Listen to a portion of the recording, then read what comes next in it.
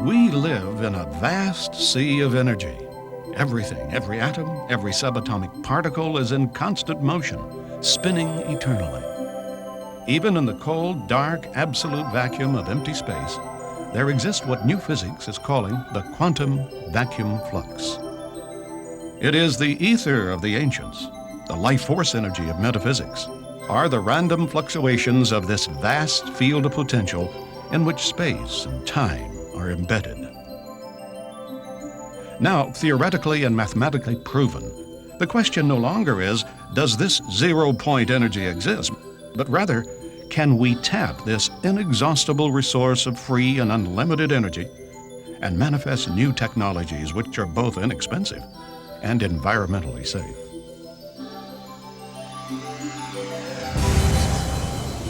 One thing is certain. If we continue on the course of rapidly burning fossil fuels and relying on nuclear fission, the future of our civilization is in grave jeopardy. We're at a critical juncture where the ravages of industrial pollution and radioactive waste have exceeded the carrying capacity of Mother Earth. Our finite reserves of oil and gas will be completely exhausted by the year 2025 at the present rate of consumption. Large corporate and governmental self-interest ignore this pending crisis and resist change to the status quo. The question must be asked, is this the kind of world we want to pass down to future generations?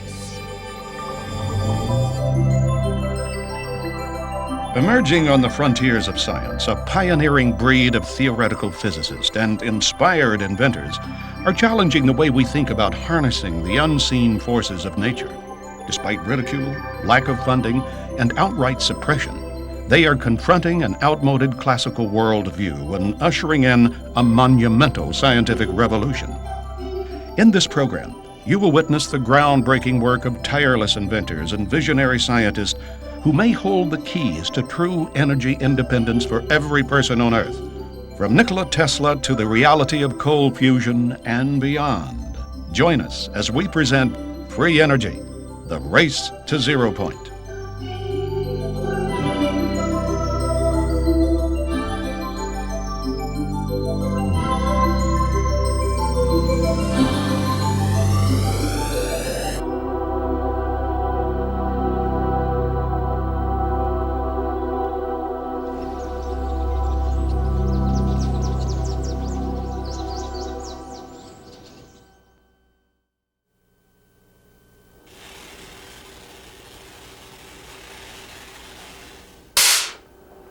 Most people would agree you can't get something for nothing. There's no such thing as a free lunch. And yet, we get our oxygen free from the air we breathe. We get sunlight free, and water, that used to be free until bottled drinking water came along. But what about energy? We've always had to pay for that, whether it's wood or coal, oil or electricity. It's always been the rule that you can never get back more energy than what you put in the first place. That's a fundamental law of nature. Physicists of the 19th century figured that out with the first law of thermodynamics, the conservation of energy. Maybe so. But science has come a long way since then. And laws?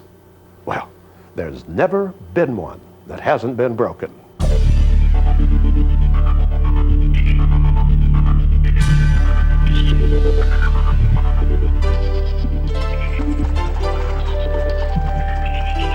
At the turn of the last century, Nikola Tesla, the great inventor who gave us alternating current and the Tesla coil, stated, "Electric power is everywhere present in unlimited quantities and can drive the world's machinery without the need of coal, oil, gas, or any other fuels.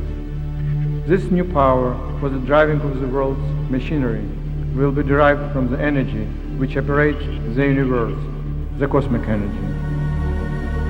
With over 200 patents to his name, Tesla was well on his way to transmitting electric power without wires when he ran into trouble with J.P. Morgan and the financial interest of 1901.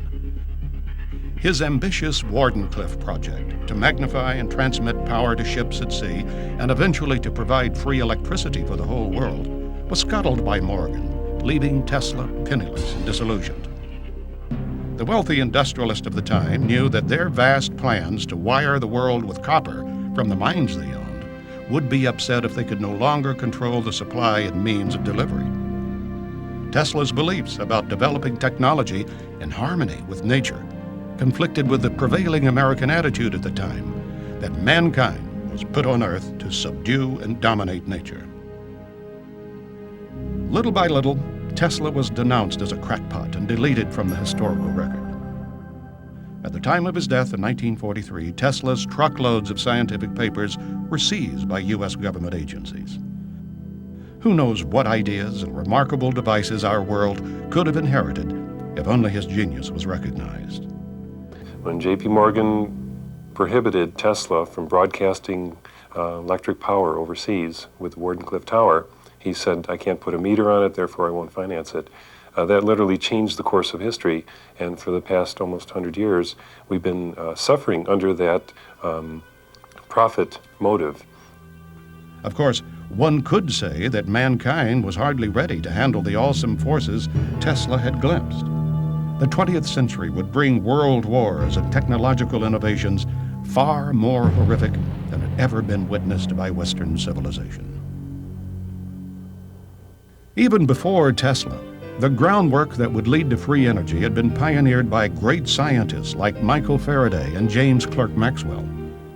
In 1831, Faraday modeled his rotating magnet and disk generator after the Earth, whose rotation around a molten metal core keeps the planet spinning in a self-sustaining magnetic field.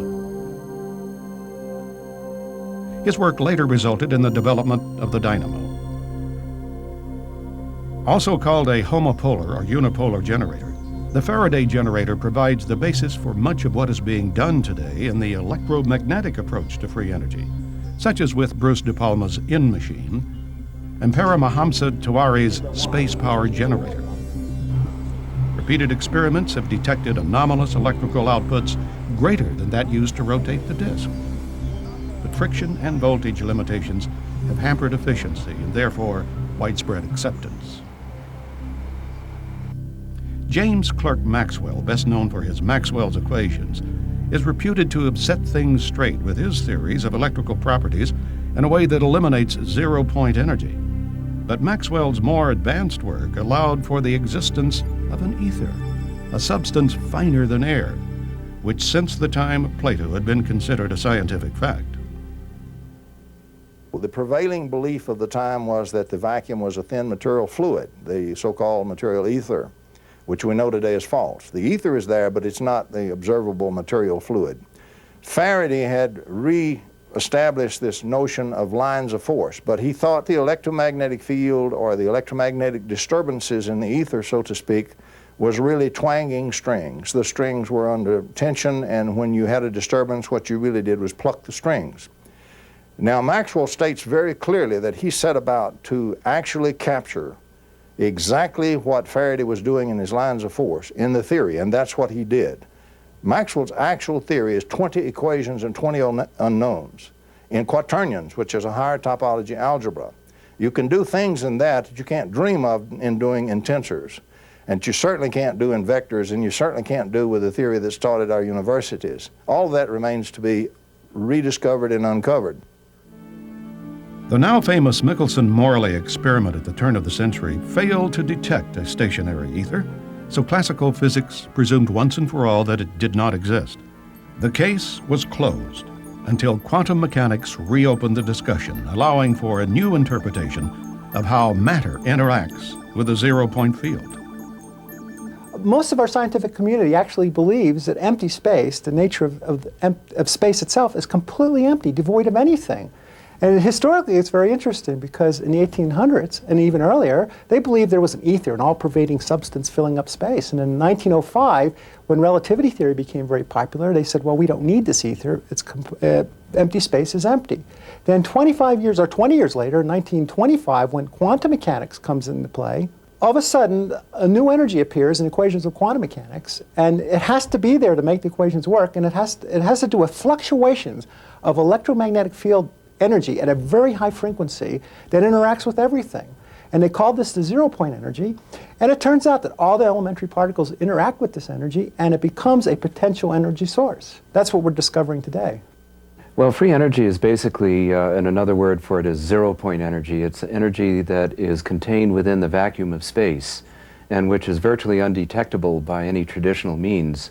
In fact, the energy is homogeneous and isotropic, the same everywhere, the same in all directions. And because of that, it's trying to extract it or measure it is sort of like the problem of trying to weigh a beaker of water underneath the surface of the ocean. What do you measure with respect to what? And that's been the physicist's dilemma, and we've gone down one very large cul-de-sac this century. The cul-de-sac meaning that there is no such thing as consciousness. There is no such thing as this zero-point field or this place from which the energy can come. And the answer now appears to be yes, because theoretical physics and a number of experiments in quantum mechanics show very clearly the existence of this all-pervasive electromagnetic field called the zero-point field. In fact, although skeptics often point to Einstein's theory of relativity, it was Einstein who in 1920 said, "There are weighty arguments to be adduced in favor of the ether hypothesis. To deny the ether is ultimately to assume that empty space has no physical qualities whatsoever. The fundamental facts of mechanics do not harmonize with this view. According to the general theory of relativity, space is endowed with physical qualities. In this sense, therefore, there exists an ether. According to the general theory of relativity, space without ether is unthinkable." The term vacuum has been used in several totally different senses. Some engineers use it to mean you just pump out all the air and that's called a vacuum, and that's vacuum technology. That's not what we're talking about. We're talking about empty space-time. We know today, for example, the Lamb shift in quantum mechanics showed that this exchange of energy between the vacuum and the charged particles is in fact real and generates real effects. And you can measure it, and he was given a Nobel Prize, Lamb was, for doing that kind of measurement and showing it in the physics literature. So we know it's real. Experimentally it's detected. The Casimir shift, for example, shows clearly that it's there, and it does generate energetic effects in your actual materials.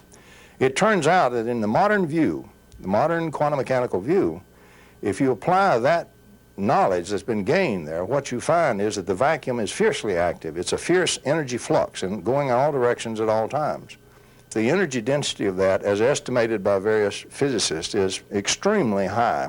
For example, in 1 cubic centimeter, if you could take the raw energy in that cubic centimeter and condense it into mass, divided by c squared, you would have more observable mass result from that than our largest telescope can see in the observable universe and all the stars and planets today.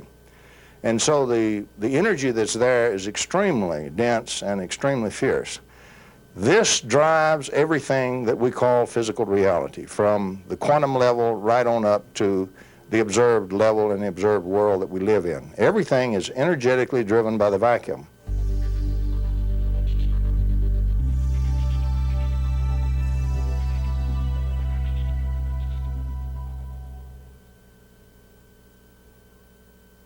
The Sea of Energy in Which the Earth Floats was a revolutionary book written by T. Henry Moray, an electrical engineer and Tesla enthusiast who in the early 20s began working on a device he claimed intercepted radiant energy from outer space.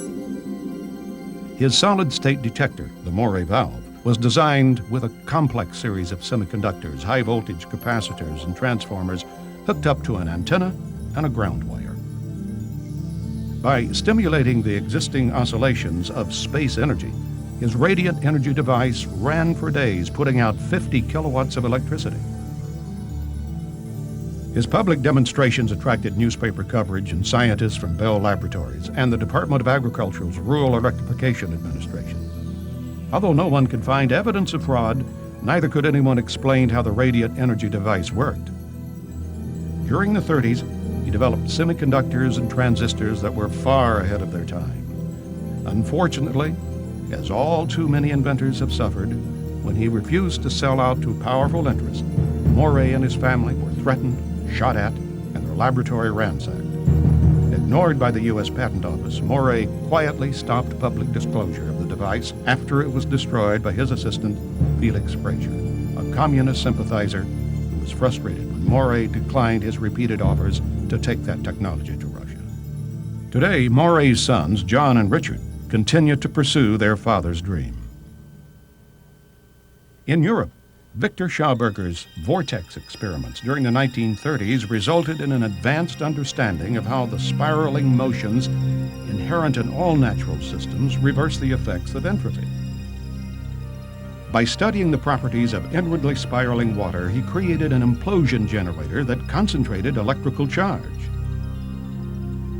Victor Schauberger is one of my heroes who talked about a possible science based on the inward motion rather than the let's explode everything, break it up and study the atom by breaking it up into the little pieces. Let's study the atom by looking at how it wants to move naturally in a spiraling motion. And the same with everywhere you look in nature. Schauberger's ideas became widely known before World War II when he was coerced to work for the Nazis on exotic discs that resembled flying saucers, as well as his energy generator. In 1958, he traveled to the United States, where he was told he could manufacture his devices. But he was duped into signing over all of his rights, and none of his inventions were ever developed. Returning to Austria, he died a bitter and broken man. Visionary philosopher, artist, and scientist Walter Russell's contributions to the understanding of energy are significant, even though ignored by mainstream academia. Russell's revised periodical table of the elements, based on a spiral, predicted many unknown elements and isotopes like plutonium and deuterium. His cosmological theories about the mystical nature of reality challenged physicists to think in terms of energy, light, and matter as one substance.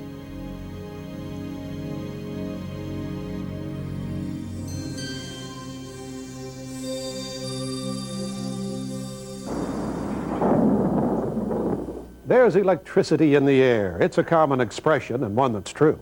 Take a comb, run it through your hair on a dry day, and you can get a static shock.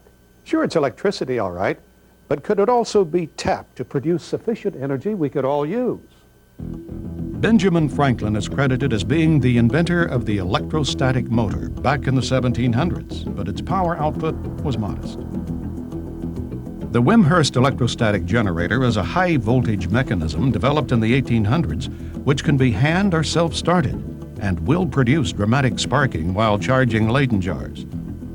Today, it's used in teaching about electricity, but its practical applications are considered inconsequential. A high-tech variation of the Wimshurst device is the Testatica, or Swiss ML converter.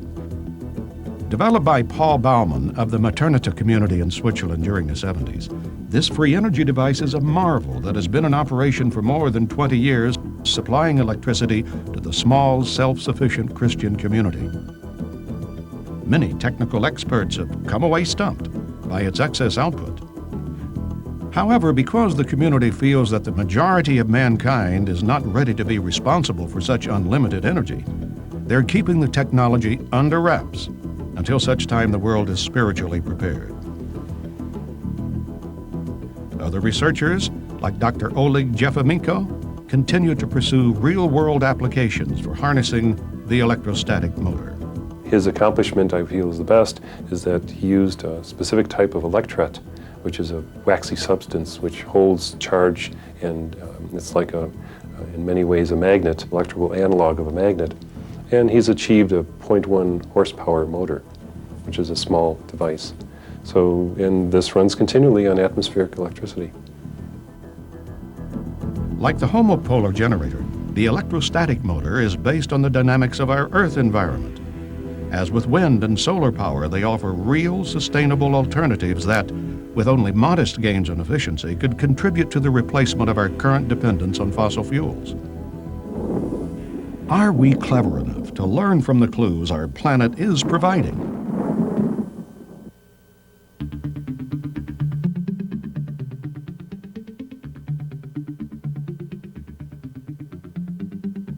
Upon the foundation of innovative thinkers and inventors like Tesla and Morey, the modern age of free energy research began. In the 1950s, as waves of flying saucer sightings occurred throughout the United States, and while an infant space program was trying to catch up with the Russians' launch of Sputnik, a man named T. Townsend Brown was busy on experiments that defied conventional understanding about electricity, gravitation, and propulsion. Along with Drs. Paul Byfield and Agnew Bonson, Brown took high voltage to the next extreme.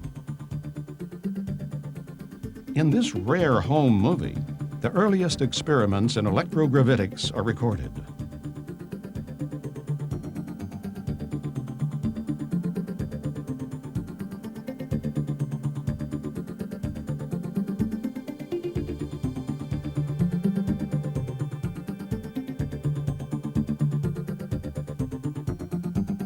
By using high voltages over 20,000 and up to 200,000 volts, Brown discovered that highly charged capacitors would exhibit a noticeable thrust in one direction.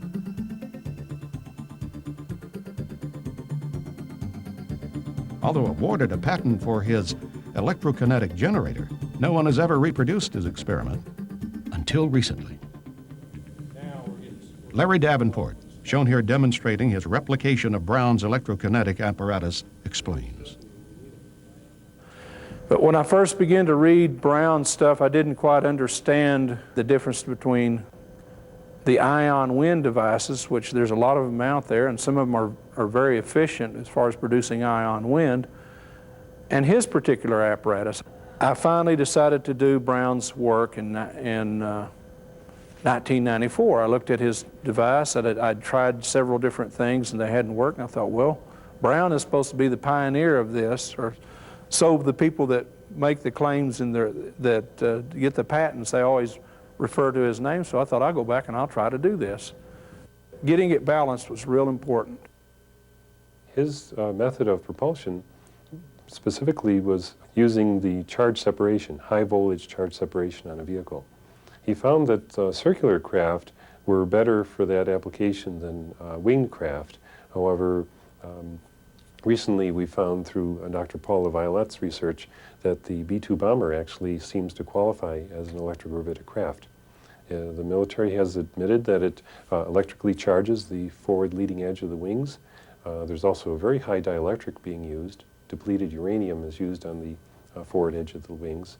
And whether or not there are other applications for that technology in that design, we're recognizing that because the exhaust gas is also negatively ionized, that all of a sudden we have the high voltage charge separation that's necessary to provide an extra propulsive force, especially at high velocities. So electrogravity in that aspect is a very simple process, but does provide a good amount of force for a very small amount of energy input. As with many other promising inventions developed during the Cold War years, the National Secrecy Act prevented scientists like T. Townsend Brown from commercializing or even publicizing any technology which could potentially be interpreted as having a military application.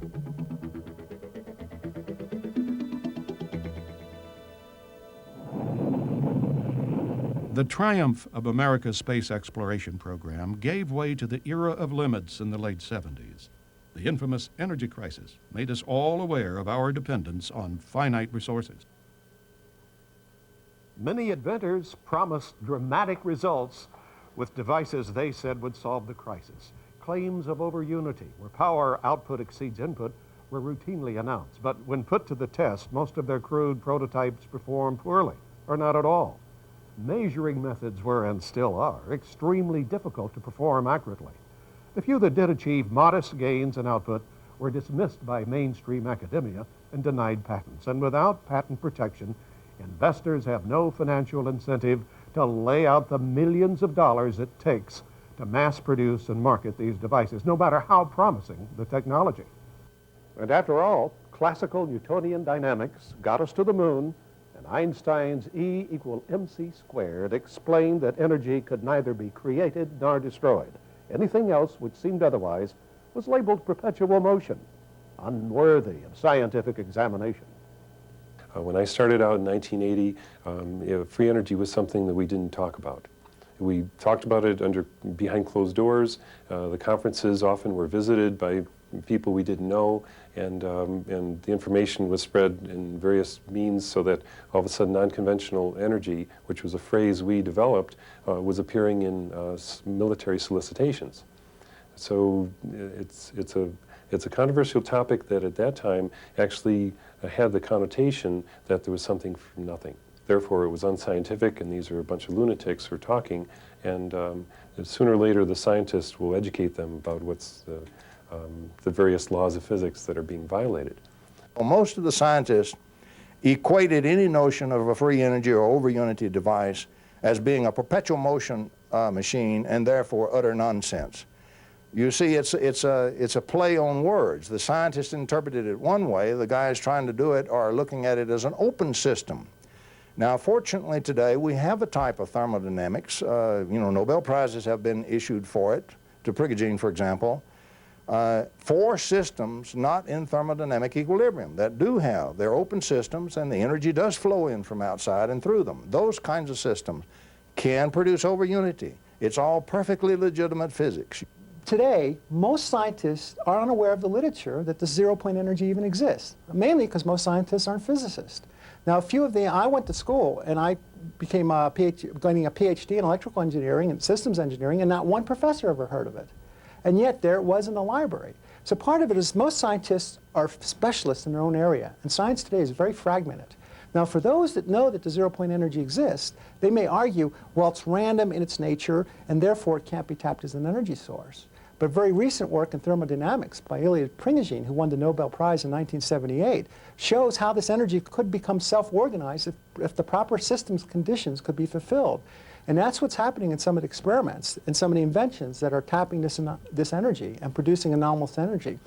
Another resistance is the physics community, especially, that really know about this energy, realize if you could tap it, everything would change. The nature of physics would change. The most important foundation of all physics would then be the quantum energy that's embedded in space, and really we don't understand it, and it's extremely mathematically difficult to do computations in it, and it turns out it's probably going to be the basis of string theory in the future. And therefore what seems to be nothing will actually be understood as a field effect, as a tapping of energy that is already available but can't be seen. Even the radio waves, for example, the television set is a good example. If you show that to a primitive tribe, it looks like a magical box. But it's literally converting invisible energy in the air to signals and pictures. The paddle wheel in the river that's used to power a mill, grind corn, is a free energy device. So is a windmill, for example. What we mean is we are taking the energy from an external source and using it. So it's an open system, and the environment of the system is furnishing a flow of energy into the system, which the system is then collecting and using. Primary requirements: it has to be an open system, it has to have an external source of energy to furnish the energy that we're going to use, and therefore it's no more mysterious than a windmill. And now we're coming full circle and realizing that physics and metaphysics, that some of the notions of the 19th century, such as the ether and the vortex, are now being dusted off. And those ideas are being melded with modern experiments, plus quantum mechanics and so forth, into this magnificent synthesis of what I call sacred science, of a whole new science, a whole new physics in which consciousness reigns supreme, and where we don't have to follow any particular guru or a leader or anything like that, that we have everything we need in the universe. It's ours to have right now. And these are some of the basic essence principles that lie underneath the discovery of free energy.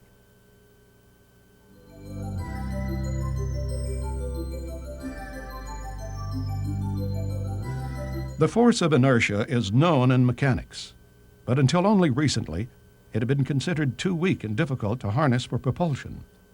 According to some theorists, like Hal Puthoff, inertia, like gravity, is what occurs when we try to accelerate an object against the zero-point fluctuations in the vacuum.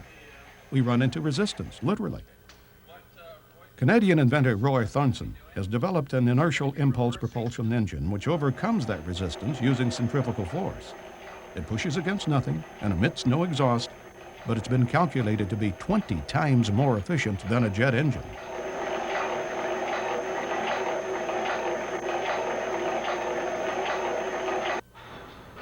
Here, the Thornton inertial propulsion drive powers a canoe in a swimming pool.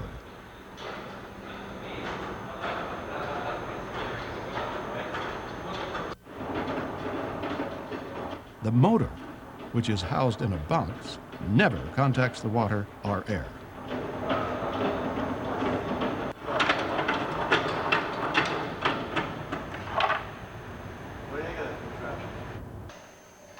In the pendulum test, unidirectional force is being generated to keep the pendulum to one side.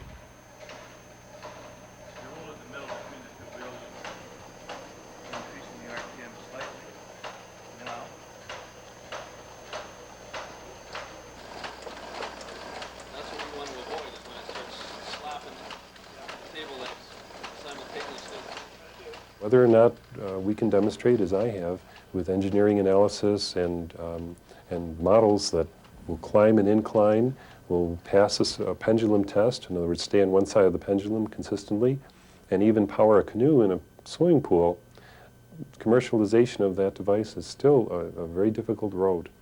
And we see that in many inventions, but what I like to emphasize is my F over P measurement of that is literally 20 times better than the jet engine. A jet engine, typically a commercial jet engine, the DC-9, I think is the one that I analyzed, has about 0.016 newtons per watt. And then this is in the metric system. Now, when we look at the Thornton, he's able to achieve 0.32 newtons per watt, literally 20 times better than the jet engine. Roy Thornton is developing refinements to his system to increase its performance. Unfortunately, like many inventors, even with a U.S. patent in hand, he has yet to find sufficient investment capital to bring his motor to the marketplace. Propulsion force does in fact exist.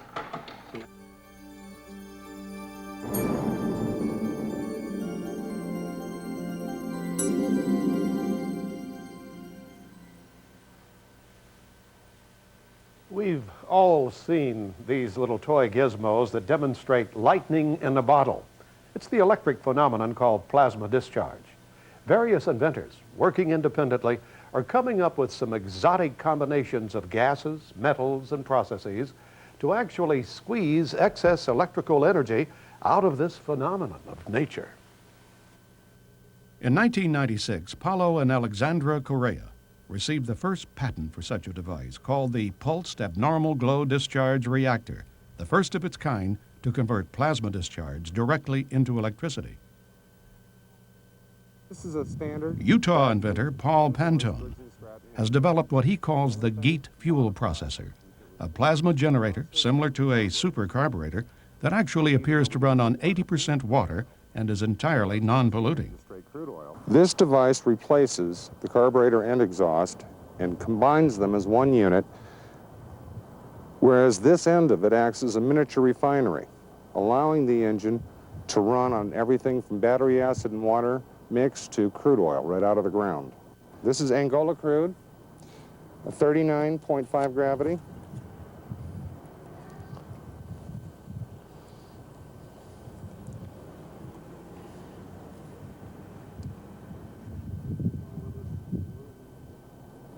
The exhaust coming down goes around and comes out here at the far end. The center chamber draws some of the heat from the exhaust, plus this tube takes some of the exhaust gases, takes them up into the chamber and bubbles them down to the bottom. The bubbles, as it comes through the fuel, are brought up to the top of the chamber, picked up through a tube, and fed up the center of the exhaust pipe. While they're being fed up the exhaust pipe, they are in a vacuum, and there's a heat exchange which occurs. This process has been argued a few times to be either a plasma field, an electro field. We do know that it does have a slight radiation, which is not alpha, beta, or gamma, and we do have x-rays to show that whatever is coming from the unit does get affected different from stainless steel than the regular steel. Yep.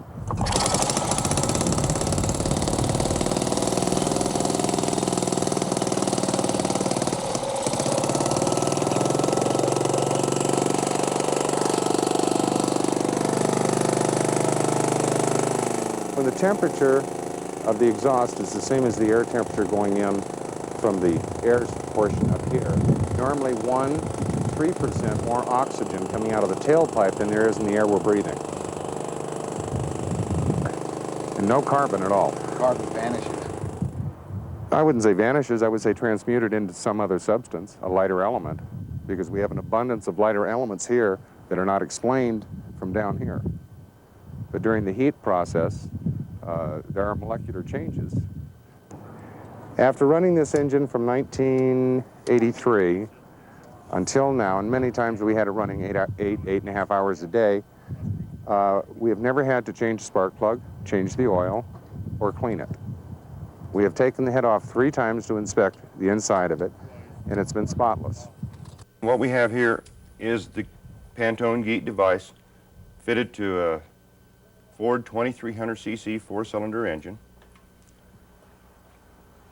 As you can see, we have a see-through container here which holds the fuel.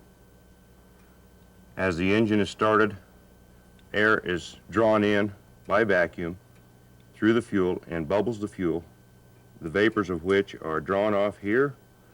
They travel down this hose into our reaction chamber. They go up the reaction chamber and return back out here to be taken into the engine through this tube. This is our air filter, and this tube is connected to another valve, which are controlled by this linkage, operating the air intake and the fuel intake. This is the valve that controls the return air going through this tube into the bubbler.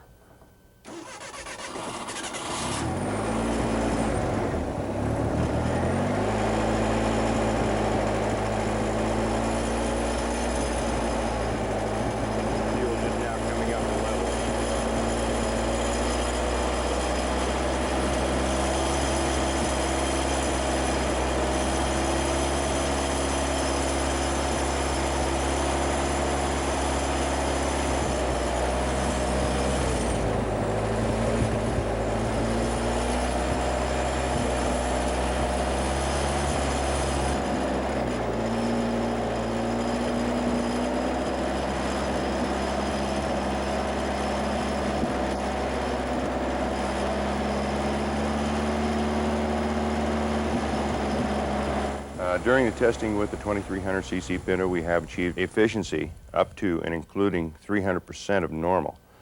If this engine normally got 20 miles to the gallon on the highway, you'd now be looking at 60.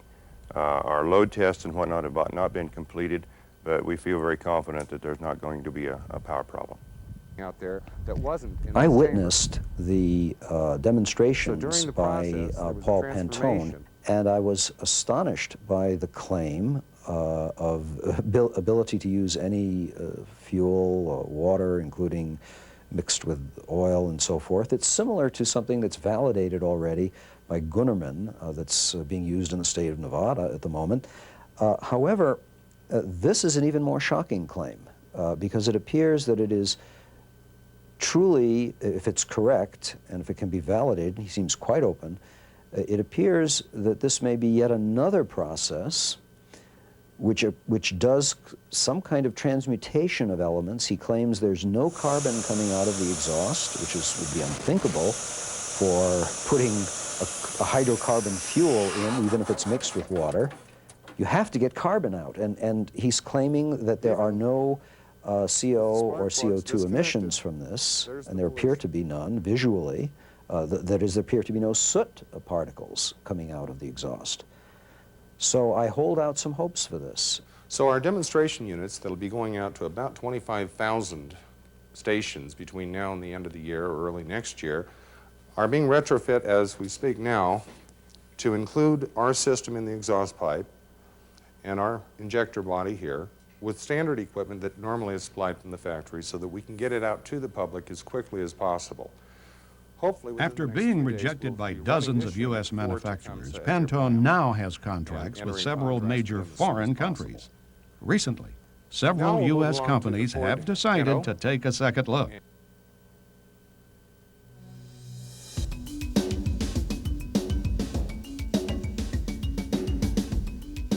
and the fusion between these components. In 1989, two physicists from the University of Utah, Dr. Stanley Pons and Dr. Martin Fleischmann, created a media frenzy with their announcement of cold fusion in a bottle.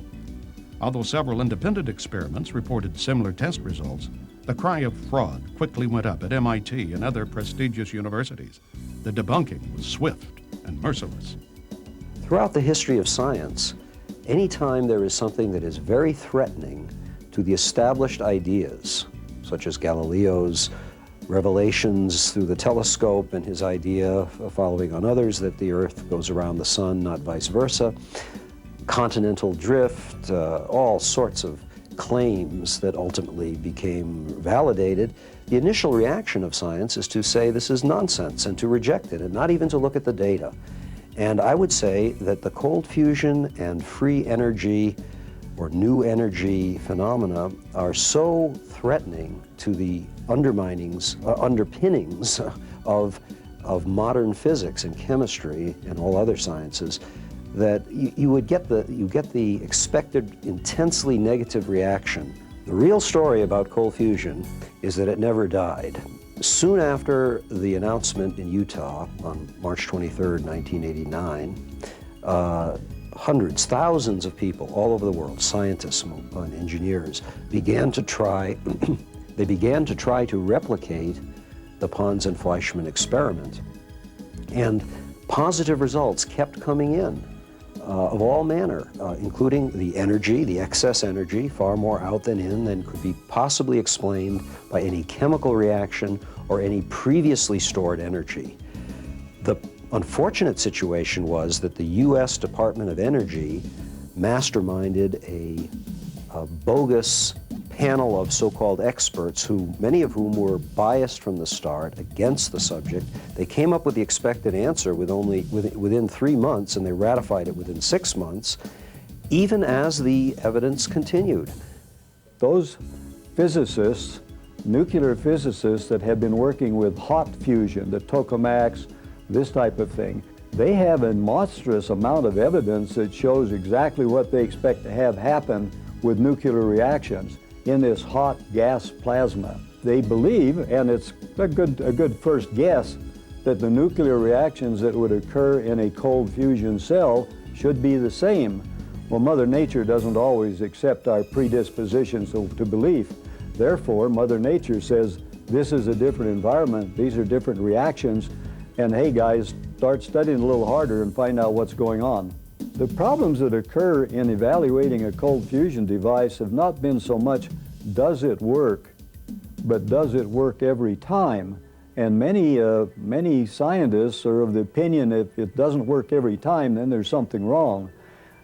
Basically, the problem has been in the preparation of the metal. Now, this is particularly true in the heavy water experiments of Pons and Fleischmann. Certain materials will just absolutely close off the effect of the cells. Other things, they're finding additions will promote the effect. So there's a lot of study going on in that area. So over 200 laboratories in over 30 countries have replicated or advanced or had successes in various types of cold fusion devices. The Patterson Power Cell of Clean Energy Technologies of Dallas, Texas, is one of the most spectacular devices in the cold fusion field. It also happens to be the first device that has a United States patent, which is also very important. It got it almost by accident, since there are hundreds of patent applications that the Patent Office is rejecting. What this cell is it's very similar to the Pons and Fleischmann concept, except it uses tiny little metal-coated beads with either nickel, palladium nickel, or even sometimes just nickel, and ordinary water, not the heavy water, which Pons and Fleischmann started with. And it does produce, with a flowing stream of this liquid, or electrolyte, with just a little bit of lithium sulfate salt mixed in it, it produces spectacular energy. In fact, in one experiment, they turned the power off completely, and the cell continued to produce 20 watts of power, unmistakable, for at least 14 hours, and my understanding is that could go on for a number of days longer. The typical power ratios of this kind of a cell it's very robust, totally repeatable, is anywhere from 10 to 1,000 to 1. Okay, when you have even a tiny bit of input power. They've had it go over 1,000 watts with only a watt or so input electricity. Clearly, these cells can be made to self-sustain, that is, continue by themselves. This evening, Dennis Cravens is an independent scientist who has done first-hand research studying the effects of the Patterson power cell. I'll let you take a picture. The important thing is, notice over here, total excess energy is usually in the megajoules range. If you run through a chemical calculation of how much metal you have in there, about 20 milligrams, turn the crank, how many moles is that? How much? You assume about 100 kcal per mole for you chemist types of a typical energetic reaction, if you can think of one. We can't think of one, but if there was one, you maybe get 32 kcals if you burned all the metal. So we are 3 or 4 orders of magnitude more energy out of the system, integrated energy out, than if we were burning everything chemically. If you do the calculations, you'll find that you can get there. It's more likely that a few percentage of them are in the millions of electron volt region. It's been revealed recently that the Patterson cell will actually keep producing heat for at least 14 hours after it's shut off. This is a phenomenal discovery. It has not been advertised or publicized very well.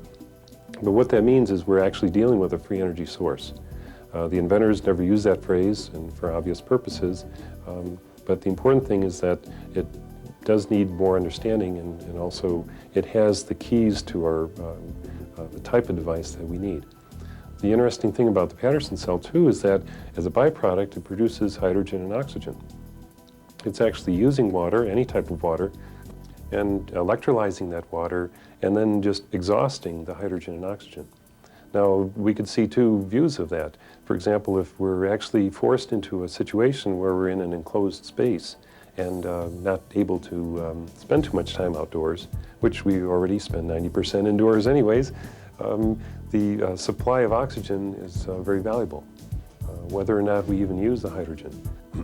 But it's possible we could also store the hydrogen and therefore have hydrogen-powered vehicles and use the oxygen indoors. Another area that has emerged as a result of cold fusion, which is every bit as heretical and disastrous to the scientific enterprise as the over-unity and the greater energy out than in, is the transmutation of metals, that is heavy metals.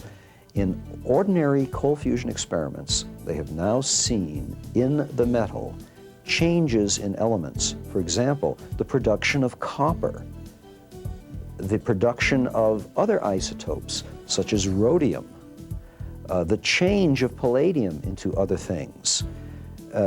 This is confirmed, there's no doubt about it, and it's occurring with minimal energy input. So what this leads to is an analogy with the old claims of the alchemists, who were able, historically, they said, and there's some evidence that they were able to do it, to do low energy processes that produced gold from lead or mercury or other things. This is now being done in laboratories, and every instance I know of in the history of science where a small effect was seen initially to produce something was later scaled up. So it's quite possible that our culture will enter an age of alchemy in which low energy processes can make precious metals. As we look toward the future, I believe we'll be able to find ways in which we can create the kind of elements that we need by these low energy nuclear reactions. I think we'll be able to start adding to or picking apart or changing the nucleus of atoms to be able to get the kind of stable atoms that we need.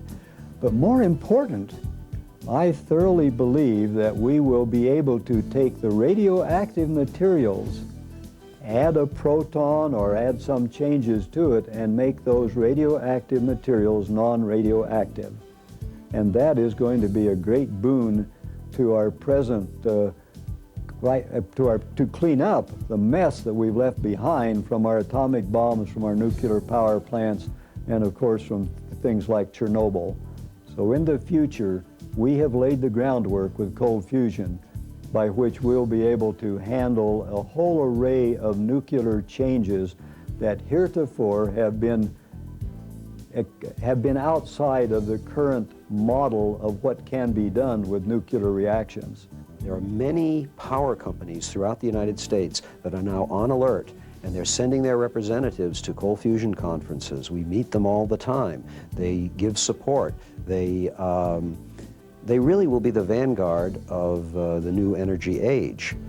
I believe that any utility company that does not get into this now is doomed, because frankly, when we have generators of electricity and heat that can stay in a home or a building, why would anyone want to be plugged into the grid, the wire grid, any longer? This would make no sense.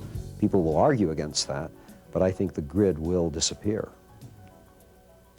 A remarkable process for sure, and one that offers exciting developments in the near future.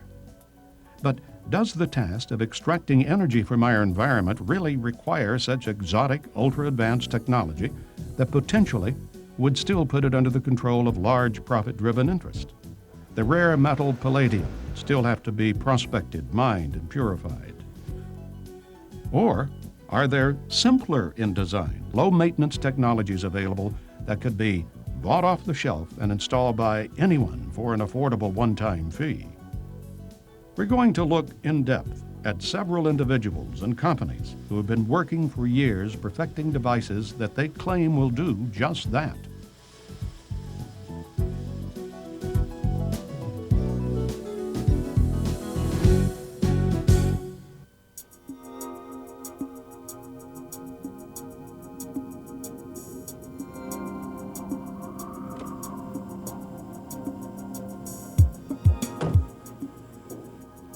No one person in the free energy field has been as determined and persistent as Mississippi inventor Joseph Newman. Since the 70s, Newman has been denied U.S. patents repeatedly on his energy machine, even though numerous engineers, scientists, and even congressmen have testified on his behalf. In 1968, I invented a bike that would get a wheelie. And I used an 80-pound flywheel that I had built and took a positive clutch out of a 30-horsepower motor, put it above the axis of the back wheel. A kid would get up on it, build up inertia in that 80-pound flywheel. He'd engage that positive clutch. Immediately, the front end would jump up off the ground. It'd leave black streaks on the pavement about that long, and kids' eyes would get as big as a silver dollar. They were just ecstatic over it. But I had heard the word that a gyroscope was a stabilizer. So I went to the library, got a book on gyroscopes. And when I started reading the mechanical characteristics of a gyroscope, the question that had dogged my mind for 3 years, how did that current know which direction to go? And why was it when you went parallel you'd get nothing? I saw the laws of a gyroscope match that exactly. If you study the laws of a gyroscope, if you take this little gyroscope here, if I can spin it up, you can see that it does, but I think every kid knows it's true. Now, if you pivot that one direction, it goes one way. You pivot the other way, it goes the other way. If I turn it around 180 degrees, now if I push it up, it goes the opposite direction. Push it up, it goes the opposite direction. If I go parallel, it does not pivot. As long as I maintain a parallel position. That's exactly what happens when you move a conductor through a magnetic field. You push down on it, the current will go in one direction. You push up, it will go in the opposite direction. You turn the magnet over 180 degrees, everything will reverse. You push down parallel to the lines of force with the copper wire, and you get nothing. It told me that the energy in a magnetic field was a gyroscopic particle. Now, I didn't care what the rest of the world was saying because they couldn't answer my honest question. It was obvious to me the energy in a magnetic field consists of gyroscopic particles. It is a mechanical essence of Einstein's equation of E equals mc squared. It moves forward at c and it spins at c. That's Einstein's equation of E equals mc squared. It only occurs when you get atom alignment in material. I don't care if it's conductor or iron, what it is. When the atoms align, the magnetic field will appear, come outside the boundaries of the material, and gives you a running river that you can tap into. And what I'm going to show you is an energy technology that's going to totally change your life, that the status quo power brokers have been fighting, and I'll show you the history of it. They didn't want you to have it. but you can see for yourself that this works, and the part of this for you is to see it, is to watch these meters, because these meters are going to show you that there's more power in this system than flows from this battery.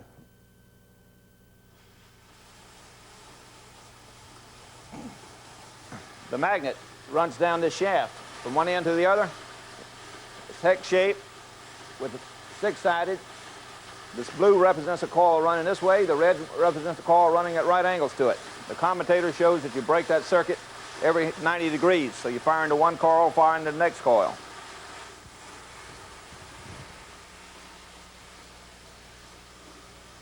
Now you notice this gets higher as it's running because the batteries start getting charged. Now this one's going from 200 up to 400. You see that there's more current being produced by this system than those batteries are capable of delivering, because batteries will not produce RF power. So the RF power must be coming from the motor. Now RF power is true power, and the way you know this meter only works by converting the heat, and the heat is converted into electricity because it runs through a resistor. It's a very accurate measuring device. So you're well over twice the current is flowing in this system than these batteries are capable of delivering. And the batteries cannot produce RF power. Now this is real power. It has to be coming from the system. It clearly shows that the energy output of the system is greater than the energy inputted into the system. And that's what I've been saying. That's what's more than 30 scientists who came to my home from around the world. Some of them came all the way from England, signed affidavits that the invention worked. The special master to the court, Mr. William Schuyler, who was a former commissioner of patents. He was an electrical engineer. The federal judge chose him, saying his credentials were superb. He looked at those affidavits and gave the men the credit they were due. He said the evidence was overwhelming, the invention worked, there was no contradictory factual evidence, and the patent office had knowingly not followed the formalities of the patent law. To us as an observer, we see everything as motionless. We see objects and they sit still, and everything in the shop sits still. And so we think that's, to us, again as to the observer, we think the natural state of our planet is non-motion. But when in reality, you get down to the basic makeup of the atoms of this material, and you see that the natural state of the universe is motion. The unnatural state, is what I have concluded, is the lack of motion to the observer, because that's when it forms into something and becomes a solid mass that will be interreacted by other masses sitting close to it that causes it to sit still and not be able to travel because of its attraction. So we come along as the observer and we say the natural state of the planets and the universe is lack of motion. Just like we believe that so strongly, just several hundred years ago, we believed that the Earth was the center of the universe and that we were everything, and they even believed that the stars, even back at Kepler times, was only like a cake full with raisins 3 miles thick, and the stars were little tiny raisins in it. And that was our bias and our prejudice based on what we saw, that everything should centralize around us. And I'm saying now we should open our eyes and our brain to see the magnitude of what lays in front of us. Space travel will become a reality. Our children growing up will have an excitement and a universe to travel into, but the values of the human race has to change with that. While Joe Newman is still fighting for recognition and just compensation, many entrepreneurs are racing to be the first into the marketplace with magnetic motors that are built with high-tech space-age materials and employ microprocessors to regulate pulsations and RPM. David Porter of Galtech Semiconductors demonstrates his recently patented permanent magnet motor called the Carousel Electric Generator. This is the latest version of the Carousel motor generator. It's a rotary version. Rotary inside. There's 18 separate sections, what we call a coil section in here. 18 make up the outer diameter. There's 6 coils here that we're using to drive the motor. At the top here we have an encoder which sends a pulse down to the electronics and basically lets the electronics know where the rotor, the rotating part here, is in relationship to the coils, and tells the coils when to turn on and off. That's done by a specific index point that the encoder has that sets the relationship between the two. And the electronics down here in the box is basically a set of TTL logic counters. It counts the number of pulses from the encoder, and it turns the power on and off to different coils depending on where the rotor is at the time. We have also hooked up to this system a connection to the computer over here. What it gives us the opportunity to do is change the duty cycle on the system. We can change it from a pulse rate of 1 pulse per cycle up to 40 pulses per cycle, which would be 100% duty cycle. That is incorporated in, and what we do is change the pulse rate on the computer. It downloads the data to the electronics. When the index pulse comes around, which comes around once per revolution, it updates the data in the counters, and that's what changes the pulse rate on the system. Okay, we don't have an automatic start on the system right now. That's something that the Intel chip will do. We'll start it up at a pulse rate of approximately 13 pulses, which gives us a 16% duty cycle. It takes a while to spool up because, like I say, it works also as its own flywheel. So we build up the power gradually. The thing about this system is that everything floats on the magnetic field in there. You have very little internal friction. Once the system gets up to speed, it stabilizes at a certain RPM. Right now we're running at about a 30% duty cycle per channel. The speed is still coming up a little bit. Calculate the speed off of the scope here, and we're running about 1,850 RPM. This white and the green shows the 2 channels on the motor. The little spikes there are the amount of time that each channel is on, and the flat part at the bottom is the amount that it's off. So you can see how much is pulsing and how much time it's off and how much time it's on. One of the analogies we like to use is it's like if you pick someone up and take them across the street, you use a lot of energy. If you put them in a tire, once you get it started, all you got to do is tap it a little bit. And so you use a lot less energy to move the same load. And that's what we do. We build it up to a high speed, and then we just tap it with a little juice as it goes around. And we use the inertia built into the system to take it the rest of the way there. So we're using a high-speed pulse on the system. What we're doing is removing the energy from the magnet. The magnet has a specific life. They lose approximately 1% a year. So we're not actually trying to create energy from nothing. The system will not run forever. It's not perpetual motion. We use the amount of energy that is in the magnets.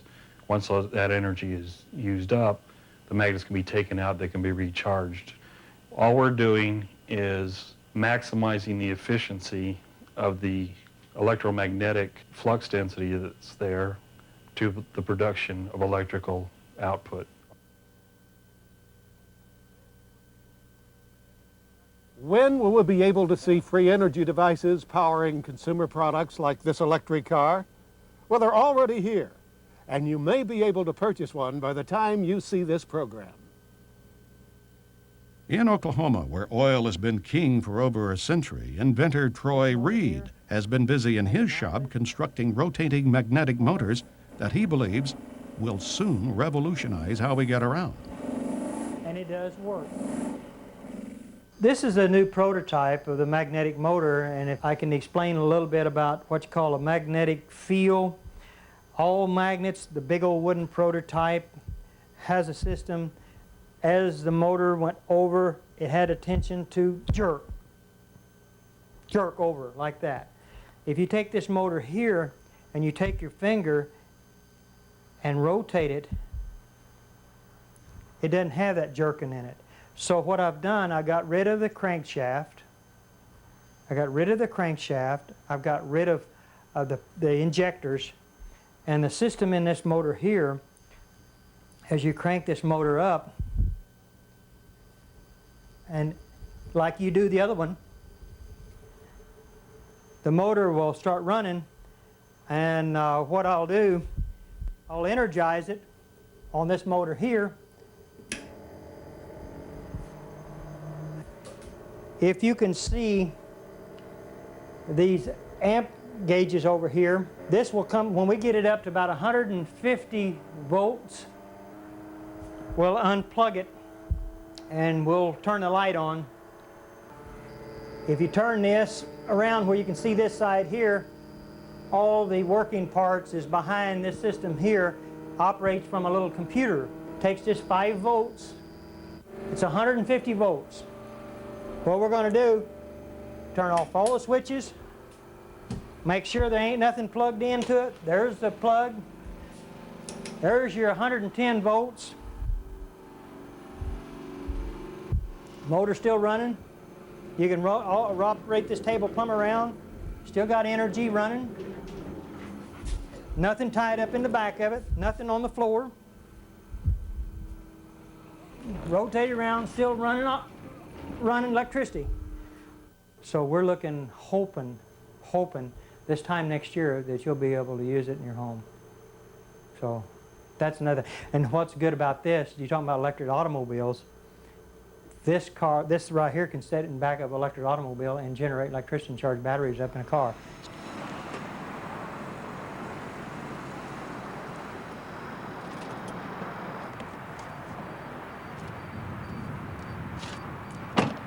Beautiful automobile. You can drive it anywhere you want to. You don't pollute the air. All the other electric automobiles that I've actually seen has been nothing but just standard transmissions. This is an automatic transmission car. There's not a whole lot of what you call junk, I would call, under cars. I've seen a lot of electric cars that had a lot of stuff in it. The only thing that this has a battery to run the radio, the blower. We've got 2 safety switches over here that can be mounted into an enclosed system, but we did this where you could see, where people can see this car with the technology. It's a safety switch system. This is a controller box, a Curtis control box. It cuts the amperage down. So with the amperage, here's what's real good about electric automobiles. All electric automobiles that has surge technology with this in it, they create heat. They've got to have a fan to blow this Curtis controller off because it gets hot. We don't want that to get hot. We want to stay that cold, because once it stays cold, you save on all the computer chips that's in this controller. So that means you can go farther, longer, and you won't have no problems.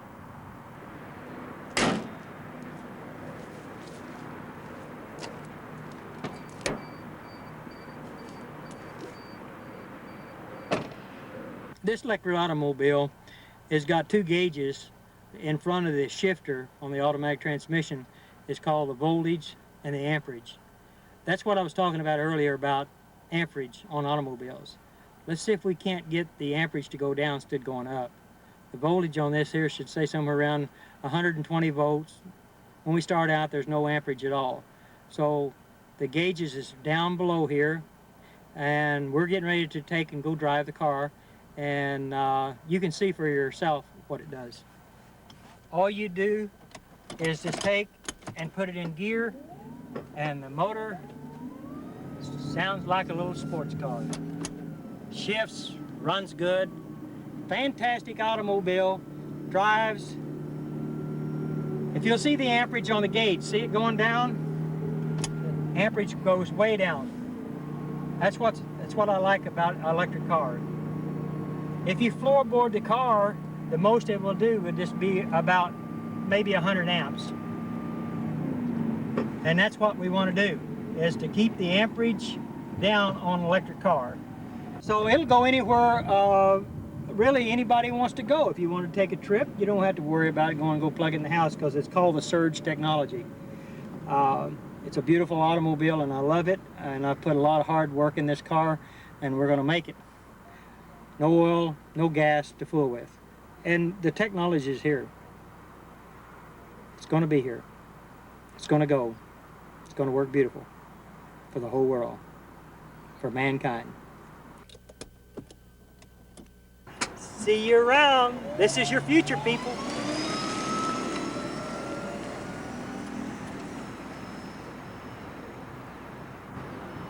As we have seen so far, electromagnetism seems to be offering the most viable path for many contemporary inventors. The magnetic motor continues to challenge the over-unity barrier, but even simpler methods are being demonstrated through common ingenuity. Dennis Lee of Better World Technology has been struggling to pursue his dream of achieving energy independence for everyone on the planet.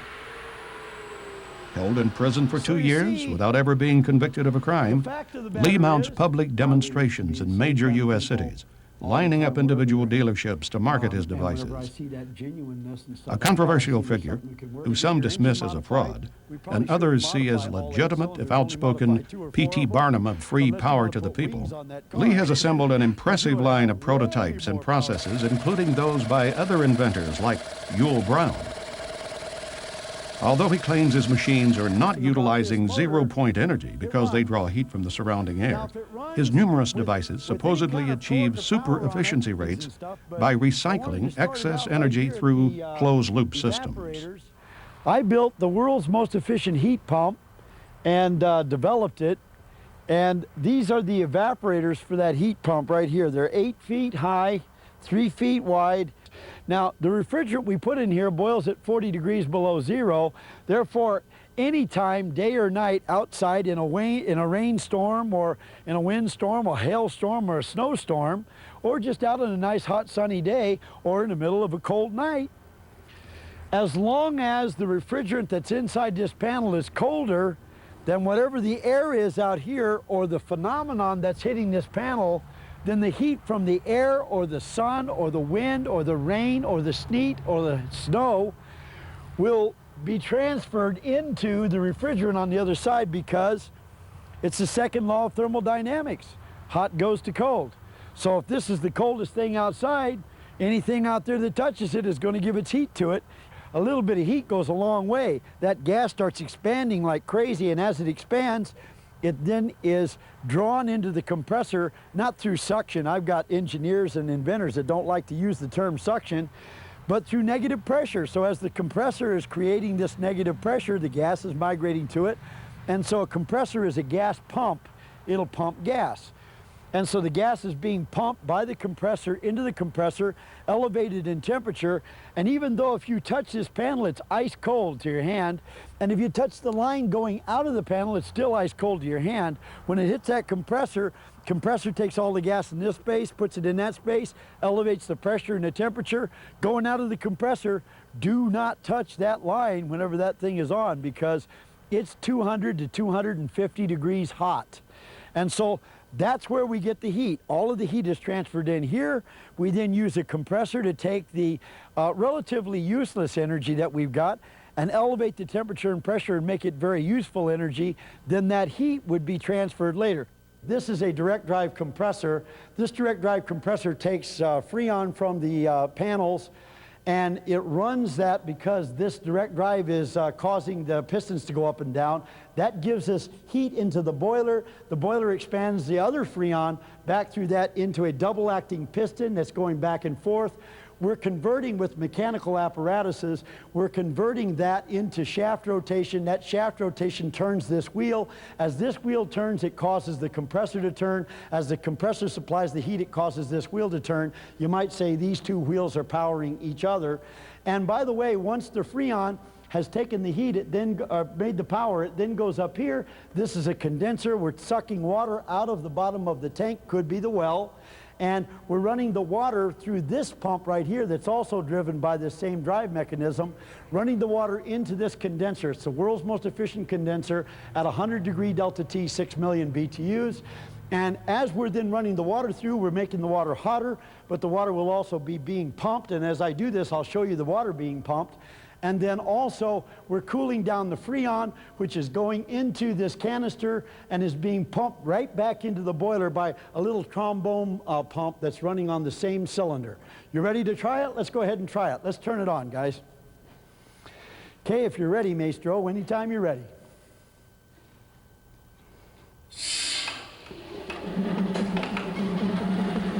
Okay.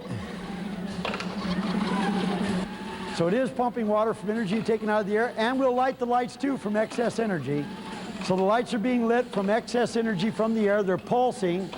It wasn't set up to do that, so we don't have it stable, but we thought we'd just demonstrate the excess power that we have. Main thing is it's pumping water. It's supposed to be pumping water. That's a closed loop because it's continuing to go through the boiler and in back. I had a heat pump in a walk-in freezer. We cranked the temperature down to 20 degrees below zero in dead airspace. Now imagine this, if you got any background in refrigeration, we're in dead airspace, the temperature's 20 below zero. We did it every single Saturday for an entire year. People from all over the world came to see it. We said, bring your own test equipment. Take the thing apart if you want to. We had a $10,000 challenge to find any gimmick or anything in it. And every single weekend, we cranked the temperature down to 20 below in dead airspace, and we made water hot enough to burn your hand from energy we took out of that box at 20 below at a 2-to-1 COP. Same average performance of the GE heat pump in America. Only it's 20 below in dead airspace. And we challenged all the heat pump manufacturers to come anytime you want to, either find a hoax with us or bring your unit down and see if you can do that. Nobody ever came. A lot of customers came, lots of people from all over the world came, Pakistan, everywhere.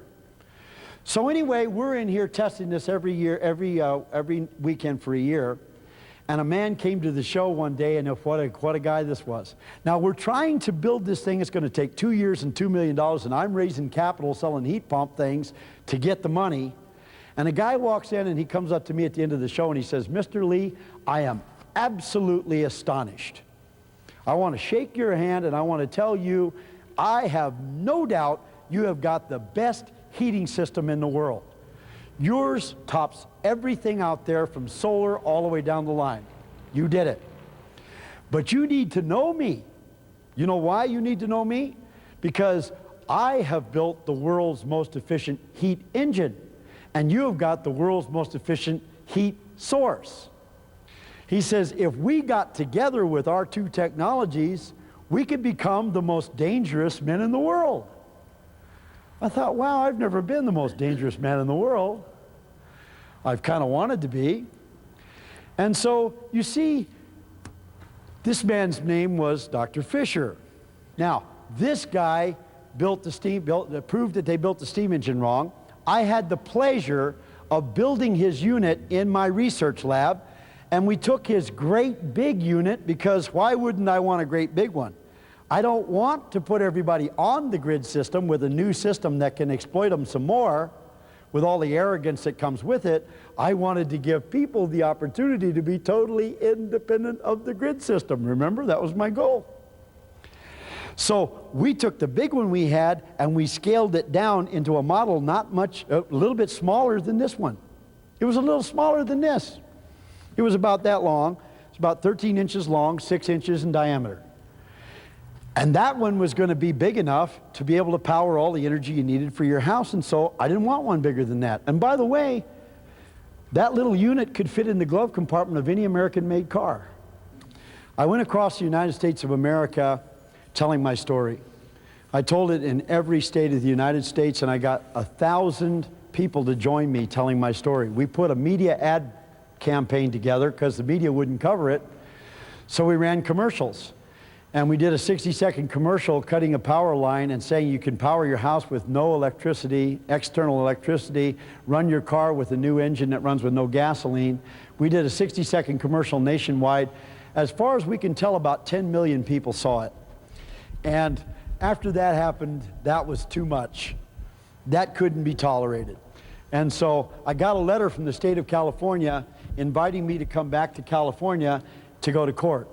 So I flew back from New Jersey to California to go to court, and when I walked into the court, the judge said, "You're probably wondering why you're here." And I said, "Yes, I am." And he said, "Well, because I've been ordered by the state of California to put you in prison." And I said, "Well, that's really interesting. You're putting me in prison, but I've never been convicted of the crime. How do I go to prison without a trial and without being convicted?" And I said, "You can't do that, can you?" And he said, "Well," he says, "I've been ordered by the state of California to put you in prison, so that's where you're going, but sounds like you got a hell of a case for appeal." That, by the way, is a quote, and I do have the transcript. I walked out of prison 2 years ago, and now we have rebuilt our whole national network of distribution of distributors. We're in every state of the United States. We're in every major county of the United States. We have people now who understand exactly how the government works, exactly how the big boys work, exactly how the energy companies work, and we've got it all figured out.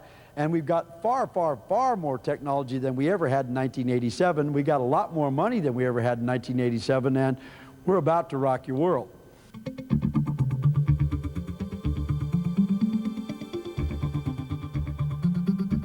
As if the amazing over-unity results of these pioneering inventions are not enough, a curious combination of side effects to free energy research involves such things as the transmutation of metals, the formation of new isotopes, and yes, even anti-gravity. Levitation effects from spinning magnetic disks conjure up images of UFOs hovering in midair. British inventor John Searle has led the way along these lines, but his technique is not the only approach. The remarkable works of Canadian inventor John Hutchison has drawn widespread attention from businessmen and government scientists since 1979, when he began using ultra-high electromagnetic frequencies to transform matter in some very unusual ways. It has come to be known as the Hutchison effect. The objects you're seeing moving there is a form of levitation by translational movement, meaning that the objects become lighter and can float around. The heaviest being the barium cylinder that you see there with the two wires coming out of it. Tends to slide around on 7 pounds of its own weight. The physics of it is self-resonation of what they call ferromagnetic and piezoelectric barium titanate through a power amplifier and broad and narrow bands of electrical energy going into this crystal. So the applications of this in advanced applications using free energy or zero-point energy to power it would be in propulsion technologies.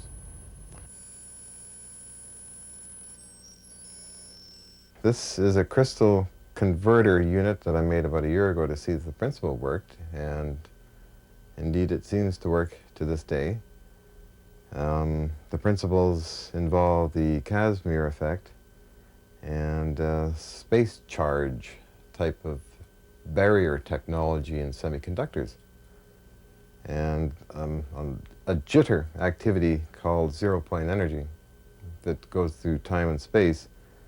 The idea is to get the material inside this to interface with the jittering action of zero-point energy.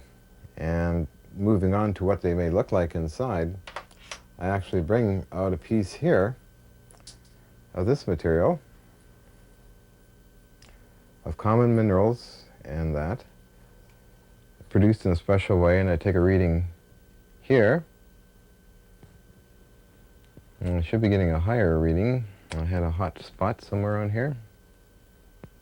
I have here almost a half a volt, as you can see. As one can see, there's no batteries in this or anything else except just crystalline material with different configurations.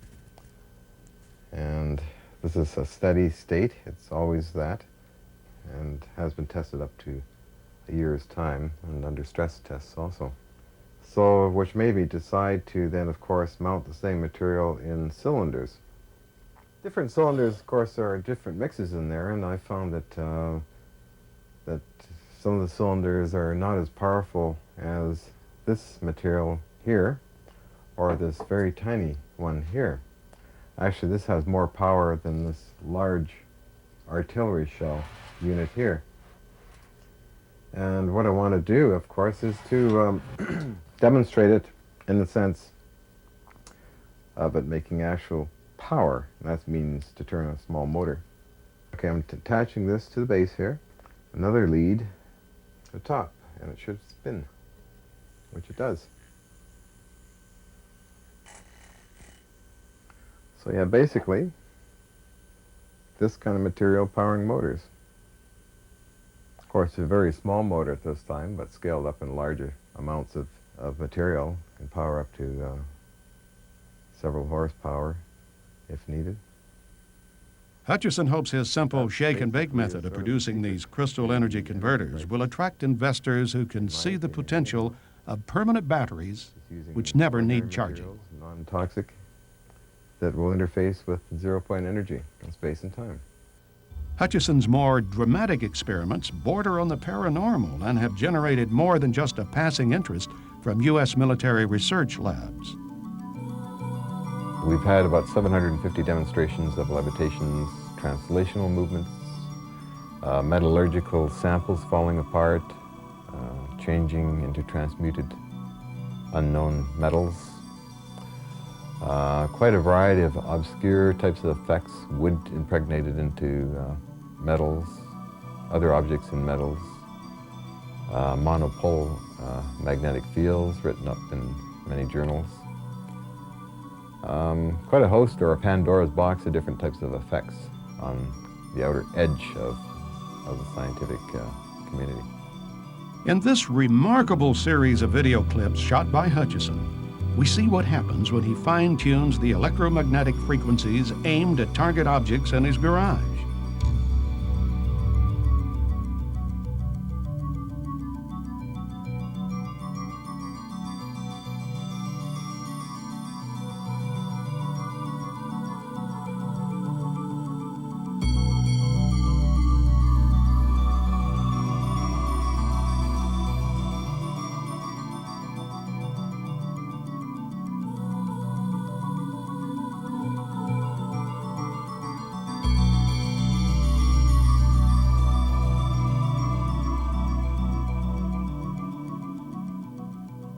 On a subatomic level, I feel that there is a dimension shift activated by very conventional electrostatics, RF fields that I use, and Tesla waves that I use, that actually form a keyway that opens up another area of time and space that may activate the zero-point energy fields and interdimensional reactions, let's say, to gravitational waves and time waves, or chronons, if you wish. Perhaps we're dealing in chronons and gravitons, which are maybe particles, and somehow causing a distortion, which causes objects to simply break apart or pulsate in the center of stainless steel bars and fall apart, or to become weightless.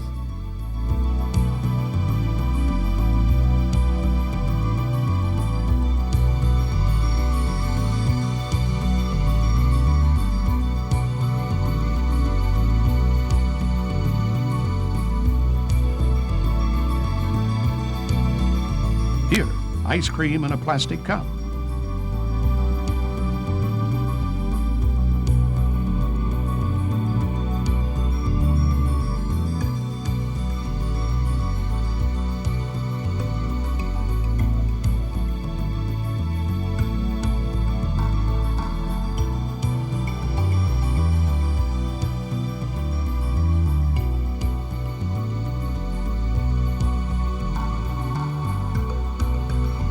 Finally, a 70-pound cannonball.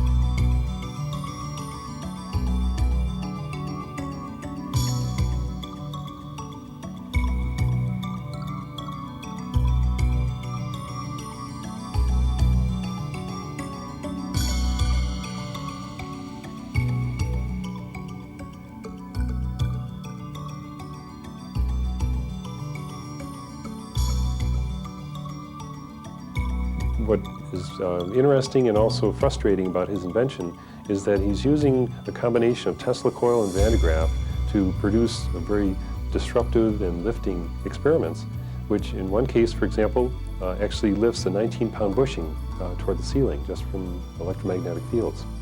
Now, when we analyze that, we find that there's position versus time graph that we can plot, and also the velocity versus time.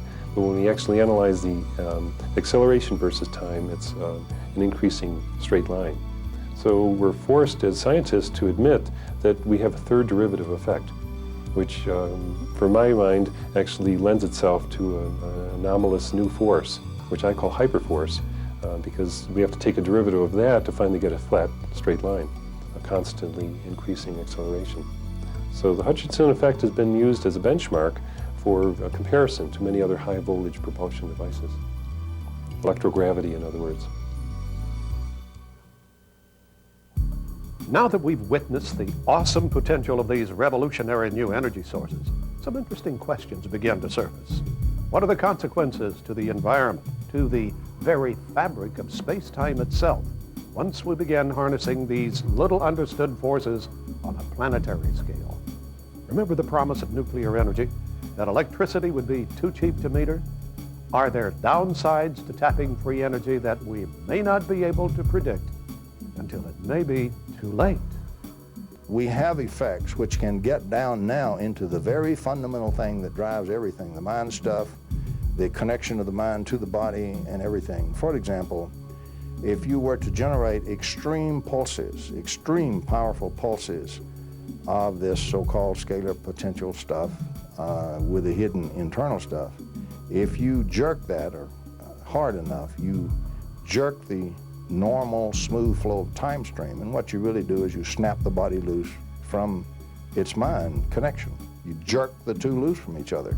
That's instantaneous death at every level. Every cell dies, every germ dies, every paramecium dies, every virus dies, the whole body dies. So obviously, if you're going to try to think of energy in those enormous amounts, you're going to have to be extremely careful. You can't do that just willy-nilly without risking terrible effects from it. So there are some limitations that will emerge on this technology. There is a danger, however, that you may tap too much zero-point energy, and then, of course, these things would heat up and explode, which has happened a few times with these devices of mine. So, in essence, it's an interesting technology to get involved in, but I notice that there's some precautions one needs to take if you're having too much drawing from the electromagnetic jitter of zero-point energy. You're going to get a minor meltdown. And I had to clean this area out here once because of a minor meltdown. Would a new energy source be dangerous, for example? I would say, of course, you have to respect it. I mean, it's energy, so therefore, it's always potentially dangerous. It's double-edged. And I think it would take a healthy respect to investigate it, and one should be cautious, and that's very reasonable. I've heard some good things. I've heard there could be health effects. There could be good effects as well as the potential for detrimental effects. I think it's like anything else. It's energy. It could be used for good.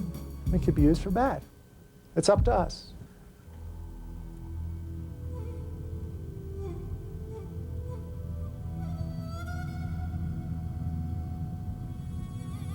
Perhaps because of their traditional understanding of invisible forces like chi or ki, Oriental cultures, especially the techno-enthusiastic Japanese, embrace the concept of free energy. Well-respected scientists like Shinichi Seki and Seihuji Inomata are receiving substantial government and industry support. Meanwhile, the Japanese, of course, are beginning to commercially develop various systems. For example, a Japanese consortium funds the Pones and Fleshman work. The Japanese Toshiba Corporation is working with Inomata, and various other corporations are coming together to develop free energy options. And of course, Japan has no vested interest in oil. They don't have any domestic source. So it's in their best interest to be the first kid on the block to make little gizmos that will replace our circuit breakers and internal combustion engines.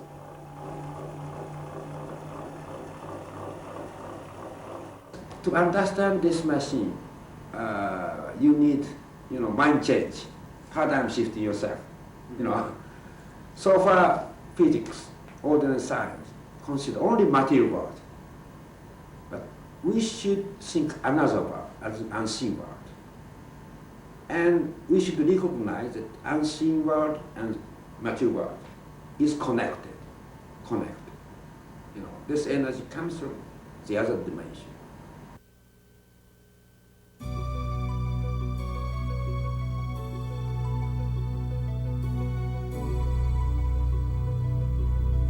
We'll really have a true science when it is accepted in science, and a true technology when all the phenomenology is thoroughly worked out and thoroughly understood, when all the models are redone so that we adequately can model this theoretically and we can do engineering. We can sit down and design the circuits.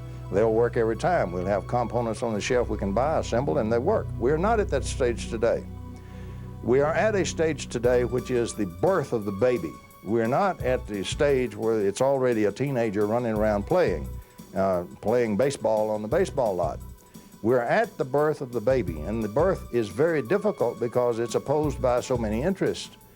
The orthodox scientific community still very adamantly oppose it because they think that it's nonsense. They think that it's this old idea of perpetual motion in a closed system, creating energy from nothing. And that is nonsense. You can't do that. There are very strong and very powerful economic interests in the world, probably the strongest economic interest in the world, which are adamantly opposed to it. Can you see what this does to the oil-rich nations? Can you see eventually, can you see what this will do to many things? Now, actually, what it'll do, you'll phase the oil. Petrochemical industry won't go away. You still need the oil for the materials that's in it and the chemicals. And so it'll be more and more petrochemical industry rather than keep burning and wasting the oil and putting all the pollutants in the biosphere. So many things will readjust. It's going to wrest control from a lot of the great wealthy control barons who now dominate largely the economic world. And their world is going to change. Now, what you're going to see, I would predict, and we'll see if history bears this out, when those barons really realize that this stuff is for real and it can be made to work, and with the internet and with free publishing and computers and everything, they can no longer contain the information, and it's very embarrassing to keep killing the inventors. They stopped that about 15 years ago. At some point, you're going to see an overwhelming availability of funds become available. When the funds become available, the scientists will change over into it because they go where the money goes. They're bought and paid for, simple as that. You can't do research unless you got the funds. You cut off the research grants, professor gets without a job. He leaves the university. And so science is simply bought and paid for in this country and much of the world. When the money goes, the science will go to it. Now that will put the sharp young graduate students on it finally with some funds to do the experiments and work on their doctorates and so forth. You will have a very rapid assimilation and advancement of a totally new and extended electromagnetic science at the time. You get to a certain stage in scientific development, sometimes to stages where you're faced with problems and barriers and you sort of forced to rethink and go in different directions. I think we're seeing that one of those peculiar time periods in the history of science where we're going to overturn some cherished models, not too much, but make some changes, and they'll open the door to an enormous amount of new technology in electricity and magnetism, in nuclear reactions, in motor development, in battery applications, in space flight, and perhaps in anti-gravity. I think there are, in creating scarce elements from plentiful elements, I think we have just reached a plateau now where the world's door is opening to, what, a millennium of new science?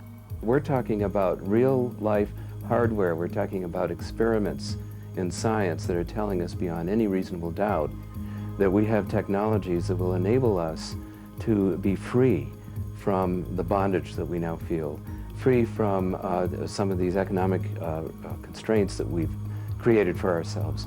Because you see, if energy is free, and it will be very shortly, food is free, housing is free, then we're free to create express our creative gifts and not be like drones. And we're also free to explore our greater selves. And it's going to be a very exciting time coming up.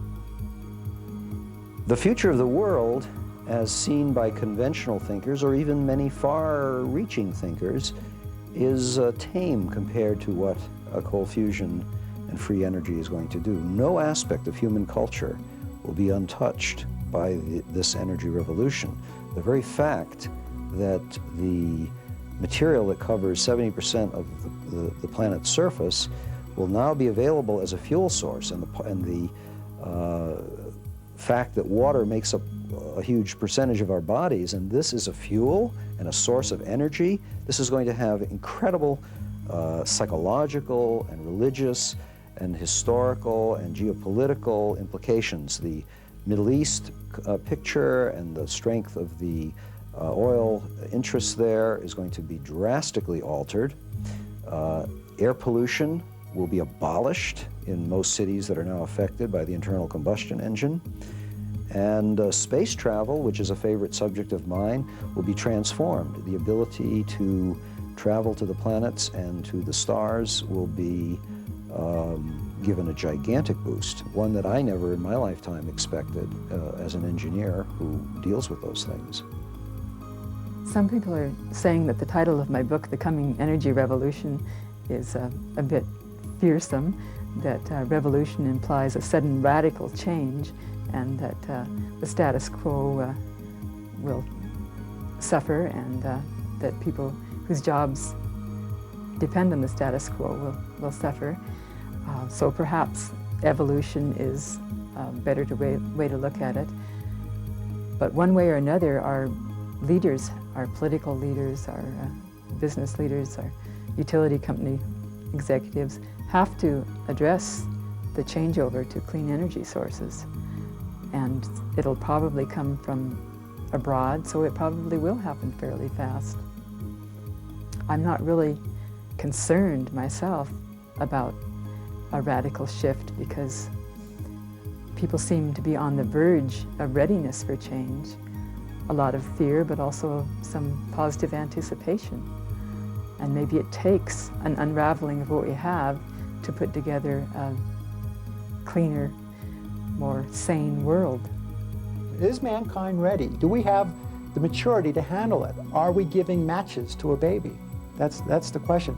Well, the first answer is we're kind of backing ourselves against the wall. If we maintain the status quo, we're doomed anyway. It looks like we're going to get a shot by having this energy available to us. If we're not mature enough to handle it, well, I guess we're doomed either way. We have a chance to survive, a chance to go on, but it will take, in a way, a consciousness transformation. Understand there's a consciousness movement and things like that, that people are starting to wake up. It's not just a me game now, it's a we game. And as we learn to work together and have empathy for one another, we can transcend the old selfish consciousness, which has caused all the problems and all the wars and everything else, into a recognition that we are a planetary being.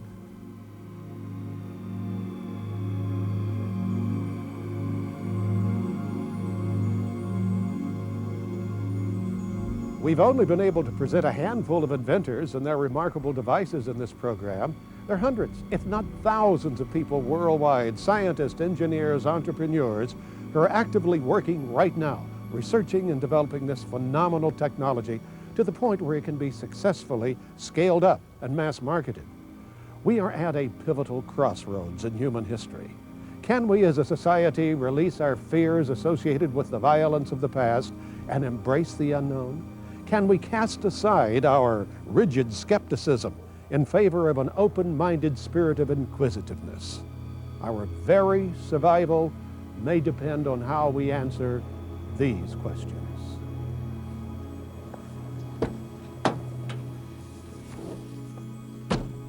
We hope we've given you enough of the necessary information with which you may base your future decisions regarding this exciting new field, one that will soon affect all of our lives and the very fate of our planet Earth as well.